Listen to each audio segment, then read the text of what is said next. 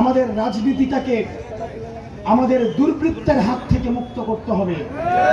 আমরা মাঝে মাঝে অনেকেই বলি মাদক সম্রাটদের থেকে এদের বিরুদ্ধে রাজনীতিবিদরা কোনো পদক্ষেপ নেয় না। আপনারা দেখেন না বাজারে বিভিন্ন দ্রব্যমূল্যের দাম বৃদ্ধি পায়, আপনি দেখবেন রাজনীতিবিদরা নীরব থাকে। কারণ নির্বাচনের আগে এই রাজনীতিবিদরা ওই ব্যবসায়িক সিন্ডিকেট থেকে চাঁদা তুলে তারা নির্বাচনের কার্যক্রম পরিচালনা করে।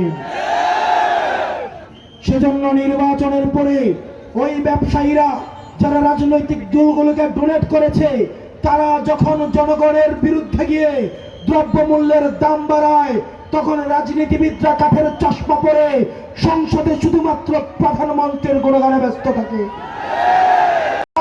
তখন স্পিকার আমাদেরকে বলে এটা শাহবাগ স্কয়ার নয়, এটা সংসদ। এটা ভাবার দরকার নাই। আমরা শুধুমাত্র সংসদে কথা বলবো। সংসদে যদি আপনি আমাদেরকে কথা বলতে না দেন, আমরা সংসদের বাইরে কথা বলবো, জনগণের সাথে কথা বলবো। আমাদেরকে কথা বলা থেকে বিরত রাখতে পারবেন না। মনে রাখতে হবে, ভয় দেখিয়ে জয়কে বন্ধ করা যাবে না।